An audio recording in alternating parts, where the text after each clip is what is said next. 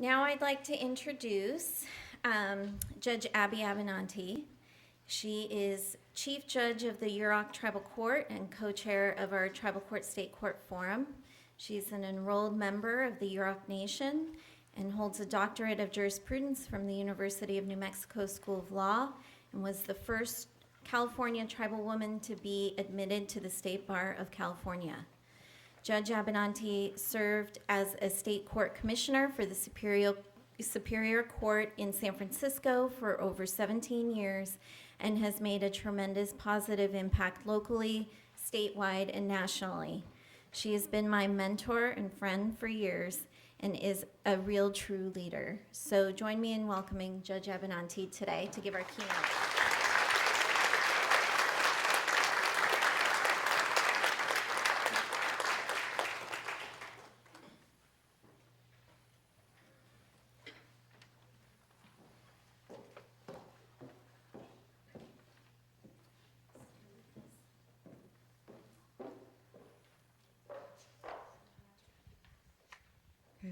If I stand way up there, I can't see you because I'm too old. So I'm just going to stand here. And I really appreciate that you're all here, and especially the young people who need to do this work and hopefully do it better than I've done it and people like me. We tried really hard, and I don't think we've done as much as we had hoped we would or could do. I was admitted to the bar, and I did practice dependency law before the Indian Child Welfare Act. So I feel like I'm one of the few people still left standing from that whole period. It was brutal then, and it's still brutal, and that bothers me that we haven't come farther. And how come? I mean, I thought, like a lot of people, when the Indian Child Welfare Act was passed, that was the beginning of the end for all the sorrow, but it hasn't been. It has just gone on and on and on and gotten worse in our communities and as we interface with other people.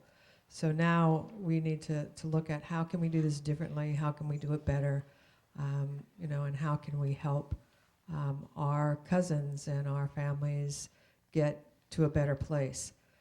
Because the part of the problem with all of this and the best practices and, the scientific approach to this and that is you have to remember this is all from the people who brought us for hundreds of years.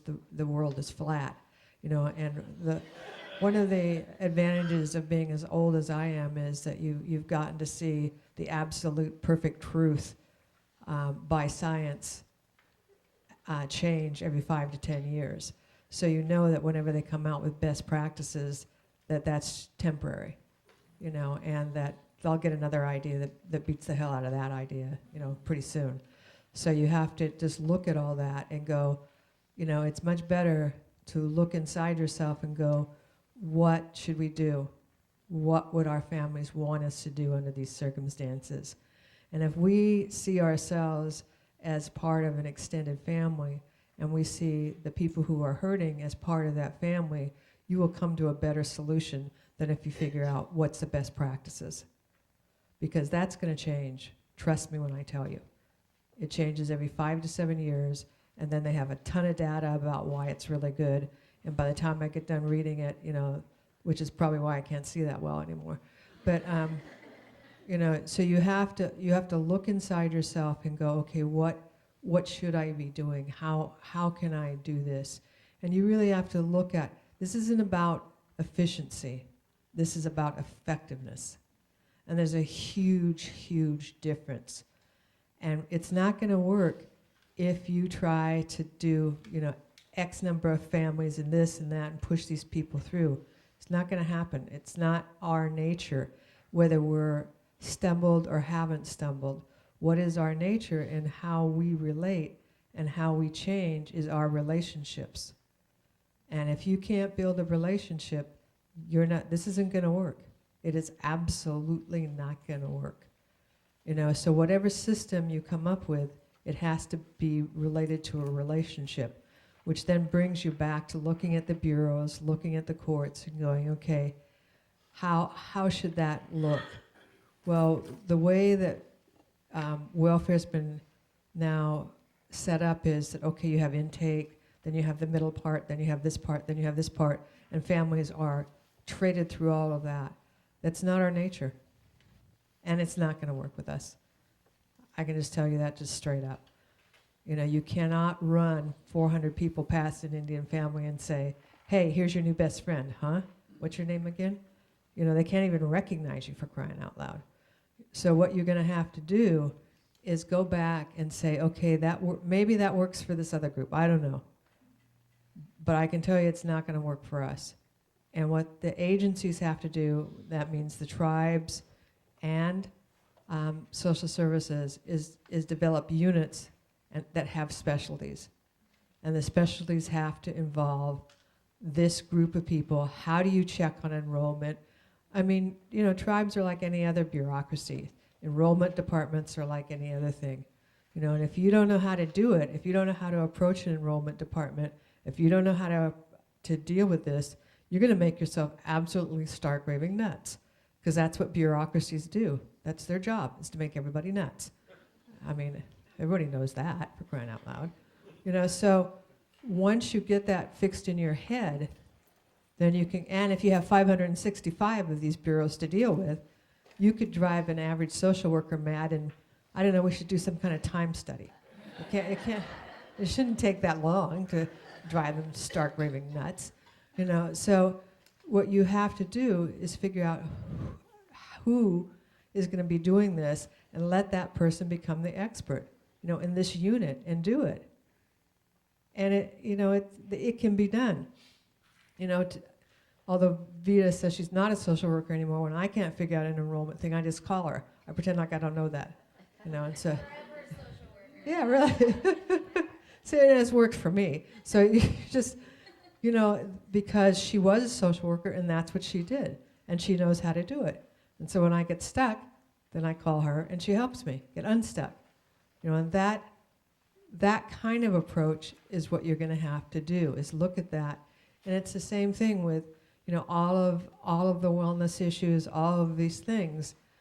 You know, I look at our tribe, and part of it is we're all driven, the tribes are too, by, you know, what funding is available and how do you do that. And then you, instead of what is your problem and how do you solve the problem, what you have to do is in your mind know what the problem is, and then look at what your solution's going to be and look around for that. You know, and then look around and go, okay, if I'm looking at UROC figures and I'm looking at how all these people got themselves thrown in jail and the recidivism rate, I'm going, how did that happen? You know, and one of our big factors is domestic violence. And so we get a lot of guys thrown in jail, then sentenced to do the 52-week program, and then not doing the 52-week program, then getting violated and getting thrown back in jail. So we figured out, okay, so we'll train a couple of UROCs to deliver this program, and we'll change it so that it's culturally appropriate. So now we have a program that we can offer. But what we also figured out was that if you look at UROC education figures, we have the highest dropout rate in elementary school in the whole state. So now if I sentence, I'm not going to pick on you again, if I sentence you to do 52 weeks of this program, and you go, okay, I'll do the 52 weeks, you know, to get out of jail. But, oh, whoops, I forgot to ask. Did you flunk out of elementary school? Because you probably don't know how to read. And if I send you to that 52-week program and you have to do the homework, you can't do the homework because you can't read the homework. And you don't want to say, I can't read. You know, so a number of our people were not passing and could not pass and would never pass unless we taught them to read, which is a little hard to do, but it's not impossible. You know, so you have to look at why people aren't doing it. And you're not going to say, you know, these guys don't tell you. And finally I said to our two people that have been trained, find out if they can read. I don't think they can read, because they're not as old as me, but they're close to as old as me, and I know them, and I know they didn't go to school. Of course, I didn't either, but, you know, I was fortunate because my mother taught me to read before I went to school. It's the only thing I can do. I can't count, I can't do science, I can't do anything else, but I can read really good. You know, so once you figure out the problem, then you can figure out a solution. So you have to really examine, and to do that, you have to be like in these clusters that help set up the solutions. It isn't like I go, okay, let me think this out. You have to have the experience in that community and be in that community and use your head around that, and know the people. Because if you know the people, then you know what they can and they can't do, not what they won't do. Because a lot of times people say, oh, they won't do this, or they didn't do this, or whatever. No, they can't do it, which is way different. And that kind of knowledge can go a long way. So now we have a very high pass rate from our domestic violence program, from these 2 people that we've trained. And it takes a long time to train them, but it's certainly worth the effort to do it. If you look at what's your major problem, because you can see the overlap then into child welfare, because then that creates, disruption in the home, all those kinds of things. So you have to look at all of the problems and solve those kind of in step and keep going in those steps. And that's what we try to do sort of in the tribal system. And I think if you can set up units as social workers and as judges, and I would say the same for the lawyers who work on the panels, who defend Indian families, that you need to sit down as a panel and make a decision. Okay, only these amount of lawyers are going to work on these types of cases and become experts at it. Because they need experts. They need to know what the law is, and they need to be able to relate to the families and to the tribes. And California, because of, we haven't, one of the things, I have a whole list of regrets, but one of them is that, I would wish that if we had been on the wrong end of relocation, meaning if we had been relocated to, I don't know, Nebraska or someplace, that they would have been, that those Native people would have done better by us than we've done by the people who got relocated here. Because it's not right. It's sort of like the story about sort of the Choctaws and the Irish. It's not right that all these people got relocated here. They didn't want to come here. They were forced to come here and then dropped here. And what have we done about it? Not very much. We really haven't helped very much. And I think we need to pay more attention to that situation. And the more attention in my mind would be the specialized courts where you go, okay, we're going to have Indian Child Welfare Act calendars. We're going to do this and we're going to do it right. Instead of, what, there's an Indian law case, maybe I'll call in sick that day, or in this case it's making me sick, I'll call in sick for 2 days. But you have, when people look at the system, we are the system to a certain extent, and we need to say, we're going to change this. And one of the ways we're going to change this, if we had specialty calendars and specialty lawyers, it would be, one, more efficient. And it's not just efficient, because as you know, I'm not a big fan of efficiency. It would be more effective, because everybody would know what they were doing. Nobody likes to sit up there. I mean, I don't mind not knowing what I'm doing, because I spend half my life doing that. But for the most time, people really want to know what they're doing, and are more comfortable. So if you can set up specialty courts, and that's why they have them, you're going to get better results, and it's sort of like you can't have, when I was a commissioner in San Francisco, I could do 20 or 30 cases in a half a day. That's not good, because you got to start at a dead run, and you got to keep it at a dead run. And that's not how you treat families. That's not how you treat people. And so you have to take some responsibility for that and slow it down and be able to say, this is what we're going to do. And for this group of people, the people who were forced to be here, they have a different set of problems than Yuroks have or Pomos have or whatever, and we have to treat it in a different fashion, and how are we going to do that? and what are we going to do to support people. And that's not what the discussion's about. The discussion is usually about how are we going to get this done quickly and move on to the next whatever we're going to do.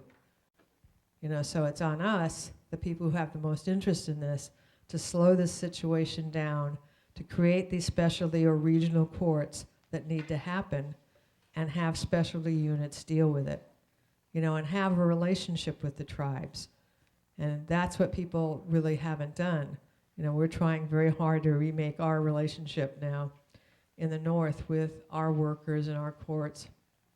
And we're doing joint jurisdiction courts, which I think are very important. And those courts essentially are where you have a tribal court judge and a state court judge sitting together doing dependency cases, specialty courts.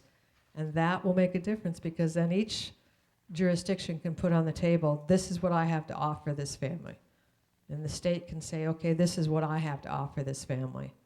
And it doesn't have to be as punitive. And having family mentors that can help bring the family back to what they want to do, and creating different support systems. Because it isn't just about, okay, let's look at your problem and fix that problem, because it really is about how are you going to create a family, and what are the family values in this culture, and how do you get those values back, and how do you support it, and that's a more difficult issue. We work with a situation where it really is different, because our systems are extremely different. Everybody in our courts, where I'm a judge, everybody knows me. And I grew up there, and I know everybody there. I might have forgotten some, they don't stay the same. They get little and they look this way, and then they grow up. But for the most part, I know all of them, all right, at whatever age they are. And what that does, it's different than a state court, because here, it really is justice by strangers, and that supposedly gives you the objectivity. Well, I don't need objectivity. I need to be able to go, this is what you need, I think. What do you think? Let's try to work this out. You made a mistake. Your family knows me. And when the council hired me, I said to the council, look, we all grew up together. I know what you did, you know what I did, and some of it we did together. And thank God we didn't get caught. Because if we did, I would not be standing here. I would not be eligible for law school. It would not have happened. So luck to me. But I'm never going to pretend like I didn't do it, because I did. And you all know it. And I'm glad we got away with it. And that I've slowed down. So that's very helpful. But, it does give you the ability to reach out and talk to people, because they know that. And I've made mistakes. You've made mistakes. How are we going to get you past that? I want you to raise your children. I know your Gram's here, and she will, but she wants you to raise your kids. How are we going to help you make this better? What are we going to do together? And it changes the whole dynamic, because then our value systems are way different then. And for us, I often explain to people that we are essentially, and most of California was like this, we are village people. So we have village values, which are way different than these huge group values. And my value is, in community, we have to get along, and we have to make this right. And I don't get the ability to go, oh, well, I can do this, and I don't have to see that fool again. No, I have to see that fool again and pay me every morning. It's not that you're a fool, of course. But yeah, I didn't pick in, and so that changes how you're going to interact, and that gives you the ability to help them go, okay, that was a mistake, but I can put this back. I can make this right. So much of the discussion is, how do I make this right? Not whether you did it or you didn't do it. You know what you did. We don't need to talk about that. What I need to talk about with you is what we're going to do today and tomorrow, and how are we going to do that, and how am I going to help you do that, because that's my job. So when I train advocates in our system, what I say to them is that your default position should be what an aunt or an uncle would do. And if you do that in the field, we're never going to be in trouble here. So if you can't figure out what to do, just act like you're their aunt, because that will be automatic to you. That's a genetic issue, and they'll just flip right into it and be on them. And it's the kind of thing where you sort of don't realize how much is sort of genetically passed on. Because you can say to, a whole group of UROCs, okay, do you want a trial, or do you want to just talk about this and make it right? And they'll go, oh, I just want to talk about it and make it right. And they have no idea, for the most part, that they're making a cultural choice. They're just doing what they think they want to do. And so that's part of knowing how to have the discussion, is you don't even really think about it as, okay, well, I'm going to set up this whole alternate reality or alternate value system, because it's already there. And if you're not going, well, look, I'm going to prove you wrong. I'm going to prove you did this bad, and then we'll talk about it. It's like, yeah, you want to, we'll see about that. And then you get into a whole different kind of discussion instead of just saying, look, we all make mistakes. How are we going to fix this? Do you want to just do that? Let's see where we are. How can we make this better? So you have some choices that you can make in each system and in each approach.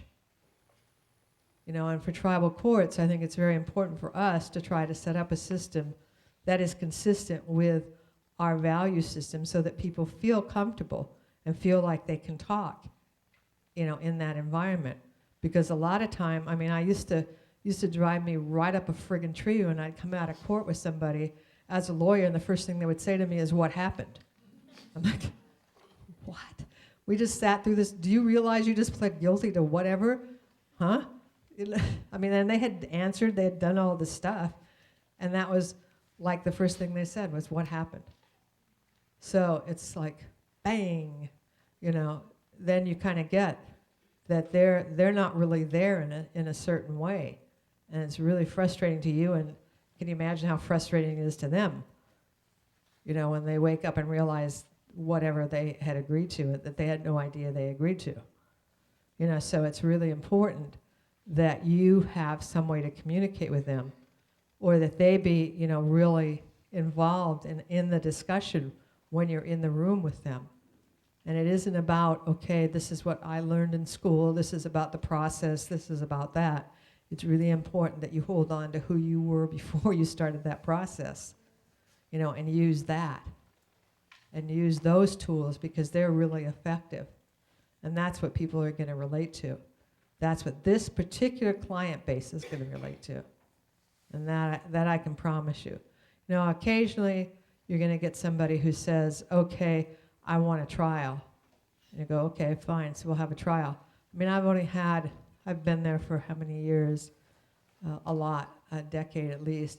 And I've had probably 4 trials, maybe. I've had very long discussions, that go on, sometimes for years. Here we have this hearing, and then we'll have another hearing, and this hearing, and that hearing, and whatever. And we have mediators who help people, and we have, like I said, long discussions, but very few trials. So that people feel very involved in the solution and in what they have come up with your help. And it also gives them the ability to come in and say, I messed up.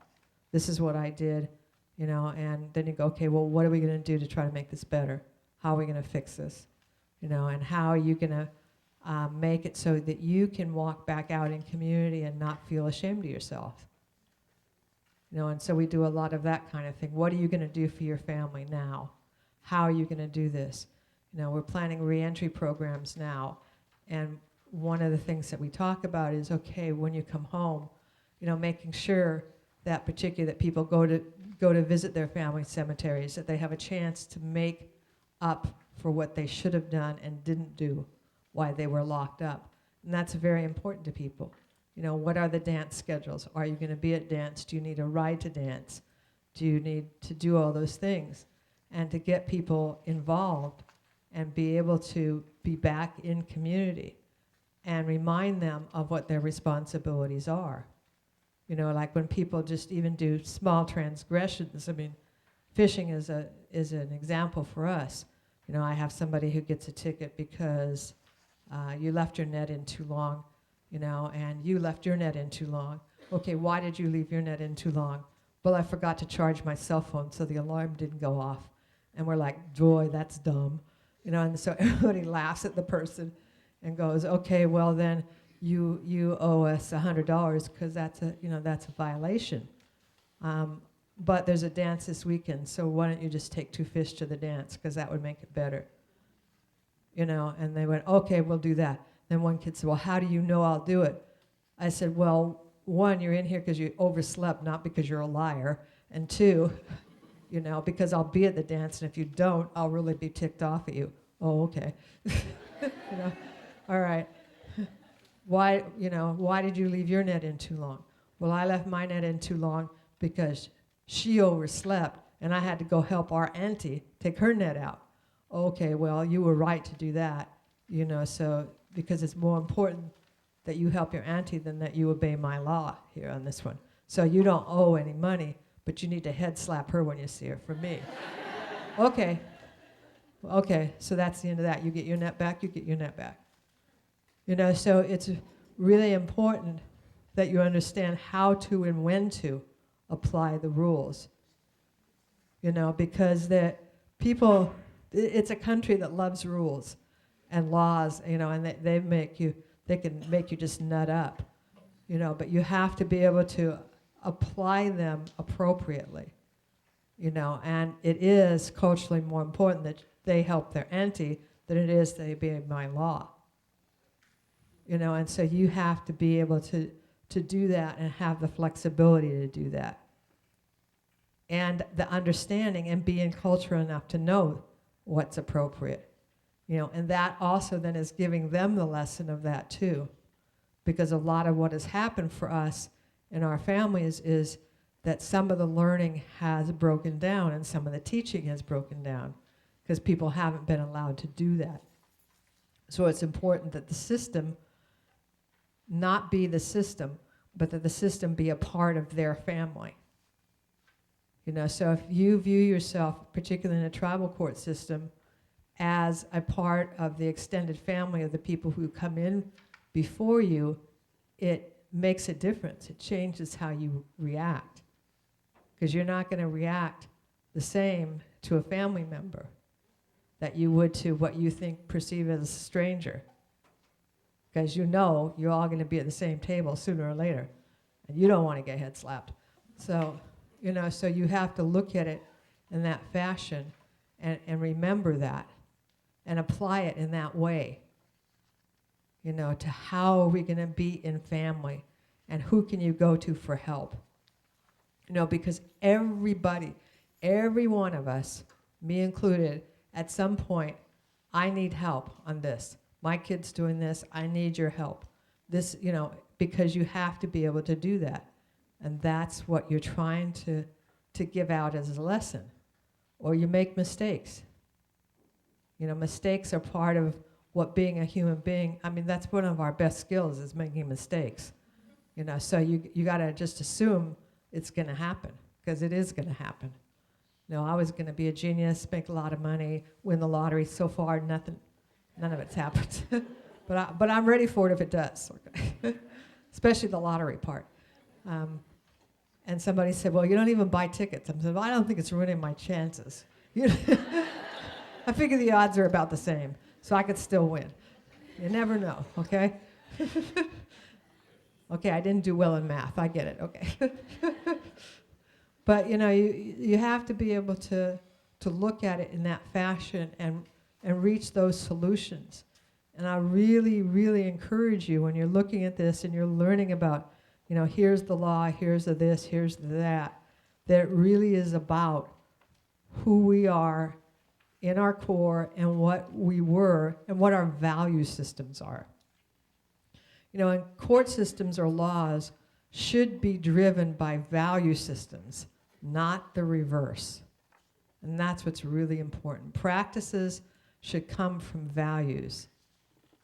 Values should not come from practices.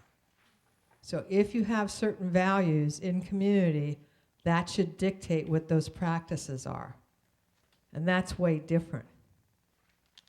So that when we're sitting as judges or I'm talking to people, I know what the community values are, and that dictates how then I work with each situation. That changes a lot. But again, that's why I would say to you, you know probably a lot more than you think you know.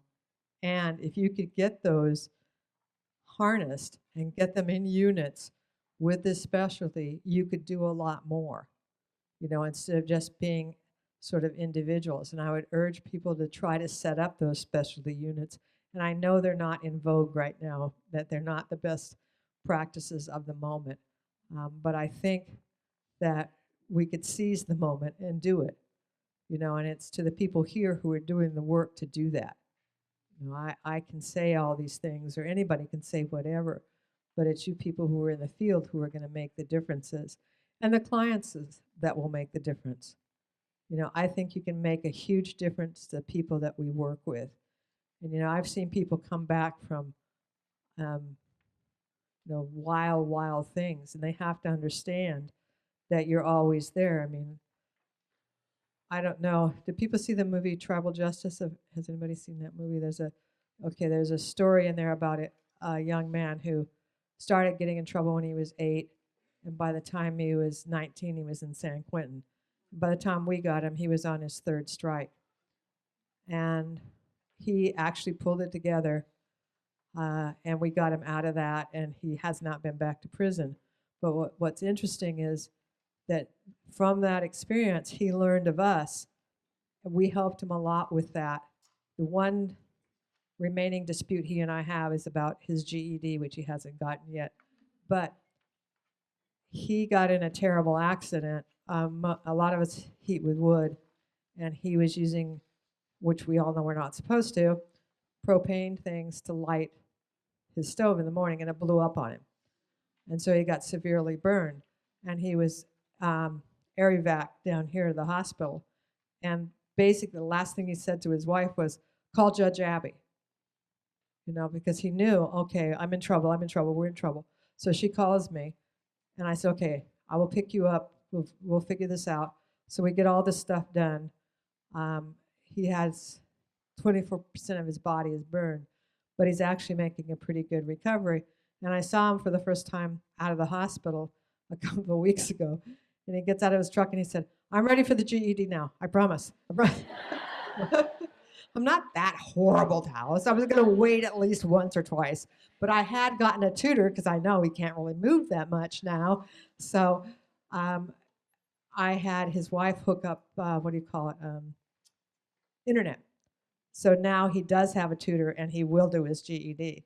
But I mean, the thing is that even though he was done with it, he knew when they were in trouble that they should call me, and I would help them. And I talked to her mother, I talked to his mother, and through the ensuing weeks, and he will get his GED because, like I said, that's our one last dispute, and I don't forget. You can do that and be a part. That's the whole idea, is to be a member of their family too. And the same comes for me. Like, I don't fish because, one, I'd probably fall in the river at this point. I'm not that strong. But if I want to fish for dinner, I'm going to have a fish for dinner. Because all I got to do is one of these boys will go past at some point, during the day. So it isn't like it's just, okay, well, you're the one doing it. It isn't like that at all. And, oh, my smokehouse didn't work. Oh, well, now it does work because now it's fixed. Because somebody said, oh, How come you're not smoking? This was last year or the year before. Oh, my smokehouse racks are broke. Then all of a sudden, they're up there and they're fixed. Now they're fixed. So it isn't just okay, because it helps everybody in the family meet their family responsibilities. It isn't just you like passing out, here's how it's supposed to be. It's them doing that also. And then teaching that to the people they're supposed to teach. And then everybody watches that. Because every time you do something like that, somebody's child is standing right next to them watching them do it. And that's how people learn. That's the best way to learn. Right, so that's sort of my message. Trying to stay on time. I'm watching the clock. See, I actually put my phone in because I was afraid that I wouldn't, but now I see the clock. I do want to take any questions that you have for a couple of minutes, if people have questions.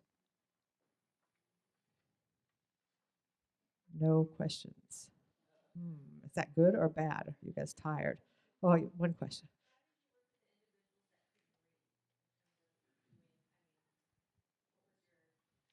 What I said, yeah, the question is, how do you work with people who can't read? It's up to the workers to know that that's a real possibility. And then I said to the workers, let's come up with, you give them something, ask them to read it, or say, can you read this, or would you rather have me read it to you? And then there's whatever, even though they can't read, they all have these cell phones, which I personally can't work, but they all can work. And there's apps on them, and like you can talk into the app, then the app writes out things, apparently. Um, I personally don't know that to be true, but I have seen it. I have seen it, and trust me, everybody that's not closer to 100 than to whatever seems to know how to work them. So they actually can work them, and that's what we ended up doing, is letting them dictate their lessons into that, and then they're transcribed or whatever through this program app thing. Somebody knows how to do that, not me. Okay, the question is, how common are specialty courts? I think Christine started, and maybe she'll talk about that when she speaks a little bit. She started them. We're doing the second one in Humboldt, and we'll do the third one in Del Norte. So they're not real common yet, but I think it's something that we can really look at, is to do these combination courts. And LA has the one left standing court that is the ICWA court. I mean, I would like us to have a regional court here, particularly for all of the people who were transported here against their will. I think it's the only right and fair thing to do, and I don't feel we've treated them very well or paid attention like we should have. I feel bad about that. Yeah. Hey.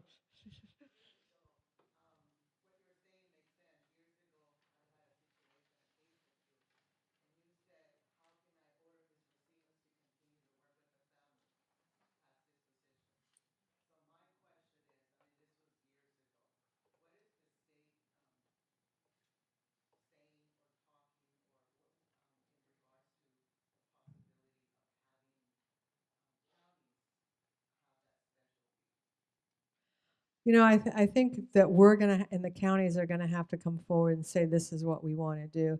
We've been very lucky because the judges in Humboldt and Del Norte, I have a long time relationship with them, and they're saying, okay, let's try this. And they really want to do it because they've seen us as being more successful. And, regardless of what you think of judges, it really is not pleasant. I mean, with this one kid that I was working with who started out as an 8-year-old getting in trouble, he had been sentenced by the same judge his entire criminal career.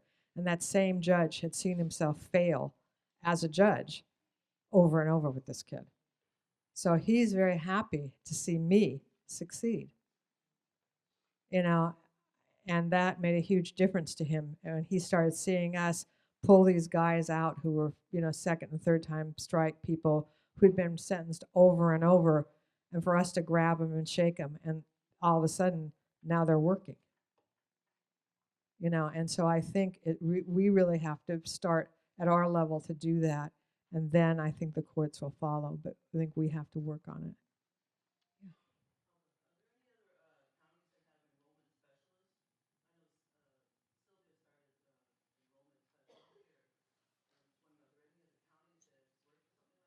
I don't think so, but Sylvia would know better than I. She's shaking her head no.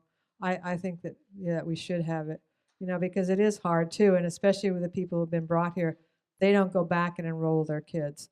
I used to force the lawyers to do it on the panel, but I don't know if they still do that, because I think it's really important to make sure that the kids are enrolled.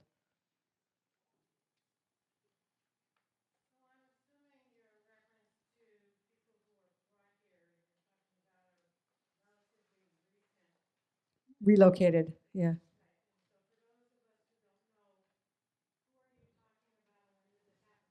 Okay, relocation essentially was part of the termination efforts in the 40s and 50s, and people got relocated here with those sort of one-way tickets. I mean, some have done really well. I mean, obviously Helen Wakazu and that group, she did, although she has great stories. Helen Wakazu runs the Friendship House, which is the major rehab house for Native Americans. But she has this very funny story of her and her two friends coming here for the first time from Navajo with a one-way bus ticket, being dumped off in the Tenderloin, and they got a hotel room, and none of them had ever seen an elevator. So they're in this huge argument about getting in the box, about whether they should get in the box to go up on this elevator, which is actually, when she tells it, much funnier. But, a lot of people had a really hard time with that. A lot of people went back. Some stayed, but some were very successful and went home. But some have been half eaten alive here.